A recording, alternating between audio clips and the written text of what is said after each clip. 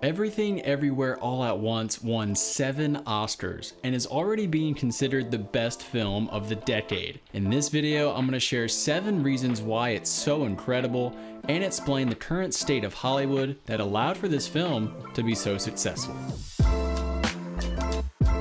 By the way, there are spoilers ahead, just so you know. So why did this film win the 95th Academy Awards? Well, first off, you can't actually win the Oscars. I'm just exaggerating what it felt like watching the award show. But the film did go home with 7 awards that night, so I want to look at those categories individually, and then you can get the sense of why it felt like they won the show. The 7 awards won by the film are Best Supporting Actor, Best Supporting Actress, Best Original Screenplay, Best Film Editing, Best Director, Best Actress, and Best Picture. Let's start things off with my boy Ke. For me, Ke Huy Quan is the heartbeat of this movie. His performance is so human as we meet different versions of his character across the multiverse, but he's also the character that introduces us to that chaos. So immediately you kind of put your trust into his character. As an actor, he really is down to earth and is also super talented when it comes to choreography. He is so fun to watch in the action sequences, but he also delivers some of the most heartfelt lines in the movie. 如果有来生，我还是会选择和你一起报税，开始一点。 Throughout the award season, people have been cheering him on for his relatable performance and his humility off screen. And at the Oscars, he gave perhaps the most emotional speech of the night. He's been very open about his story and how his career has not been easy. Most people know him from Indiana Jones and The Goonies, but he really struggled to find work as an actor when he got older because of limited roles for Asian actors. But finally, it's his moment to shine, and his supporting role is a key part of why this cast is loaded. Everything Everywhere All at Once had 2 women nominated for Best Supporting Actress, and it was Jamie Lee Curtis who won the award. She jumps full force into her role as Deirdre, the tax auditor. Initially, you think her character is going to be the main antagonist, but then things kind of take a turn and she becomes a more supportive role by the end of the film. I've always enjoyed the performances from Jamie Lee Curtis. She's got this real nice balance between being tough, but also being funny, and I was really impressed by how she did her own stunts. I think her taking on this wild character helped her to stand out from the other nominees. And just like Ke, this is the first Oscar nomination and win for Jamie Lee Curtis. She hasn't received much critical praise over the years because of the types of roles that she is usually cast in. It's funny how you could read the words "shut up" on her mouth after she won her award, knowing that it's been a long time coming for her career. The screenplay is the foundation of every movie. Before you pick up a camera or hire actors, a story has to be written. Every screenplay is either an original work or it's an adapted story based on what someone else has already written.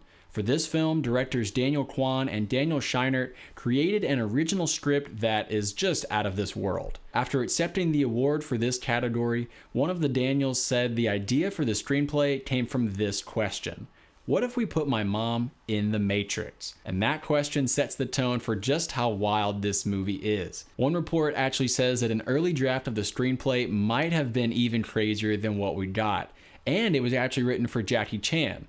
Now, although that does sound fun, this final screenplay is so great at combining action, adventure, and comedy within the complexity of its own multiverse.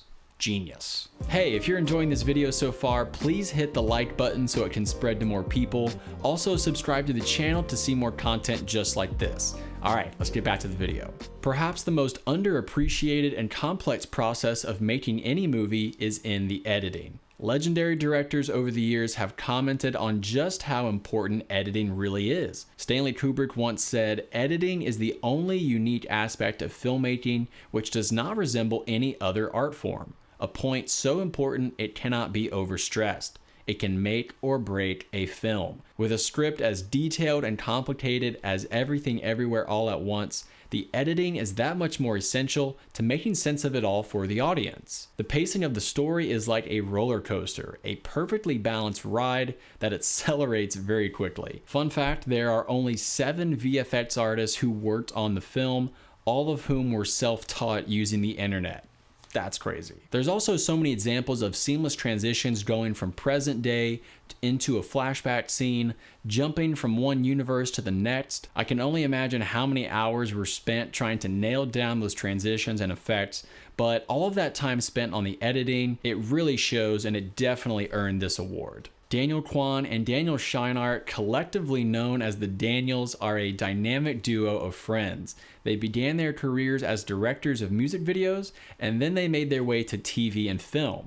Now, one word most people would probably use to describe their work is quirky, and it's no different for this film. After writing an out-of-this-world screenplay, they assembled all the pieces necessary to pull off the wildly creative and visual story. They crafted exciting action sequences, beautiful cinematography, and seamless effects that work cohesively together. The talent of the cast and crew made for some pretty unforgettable moments and images. And it's the director's job to assemble all of these people and all of these pieces together. So when you have a final product that can be appreciated and celebrated on multiple levels of production, it has everything to do with the skill of the director. Or, in this case, directors, with an S. While I felt that Kay is the heartbeat of this film, Michelle Yeoh is the soul. The role of Evelyn showcases her wide range of talent, from her incredible martial arts skills to her hilarious comic timing. She also has the ability to show lots of depth and human emotion, often just from a glance or even a reaction. Fun fact, she started as a ballet dancer when she was just 4 years old and never really trained as a martial artist. But she uses her discipline as a dancer to pull off those amazing action sequences and still does most of her own stunts, which is pretty awesome. After a long career as a dancer and actress, Michelle Yeoh made history as the first Asian woman to win Best Actress at the Oscars. And being 61 years old, she had something to say during her acceptance speech about women being put down because of their age. And ladies, don't let anybody tell you you are ever past your prime. Never give up. Everything Everywhere All at Once is already being talked about as the best film of the decade, and we're only 3 years into the 2020s. The Daniels have really created something that feels genuine and modern, but also embraces the great films of the past that inspire them today. It's a complex film that hits on a variety of subjects like family and choice and anxiety, and it does justice to each one of them. There's a carefully written script, exciting action, and a fair amount of just bizarre humor to keep you on the edge of your seat. Michelle, Jamie, and Kay are doing their best work yet in a story that puts a fresh spin on the concept of the multiverse. This film is incredibly quirky and unique, and it really is unlike any movie that I have ever seen. So why did this film win so many awards? I think this film's success has a lot to do with the current state of Hollywood. First off, weird is king right now. In multiple categories, Everything Everywhere All at Once was able to beat the art house nominees. It was also able to beat the big blockbusters. Most of those films told the traditional narratives that will usually get you a nomination, but the Daniels went in a fresh direction by being just a bit more weird. The design, the humor, the editing, they're all a bit odd and unconventional. And I think doing so gives this film that unique quality. It really is a one-of-a-kind experience. Also, A24, the production company behind the movie, they're proving to be a top contender as an independent company. It's funny juxtaposing A24, who won so many awards at the Oscars, to the juggernaut studios like Disney and Warner Brothers, who literally ran ads during the award show. Both companies had their own segments during the Oscars to celebrate their 100th anniversaries in the industry, and I'm sure that cost a lot of money to do that. Now, besides their sponsored segments, neither company really received a lot of attention for winning awards. And then there is A24, who is just sweeping up all of these awards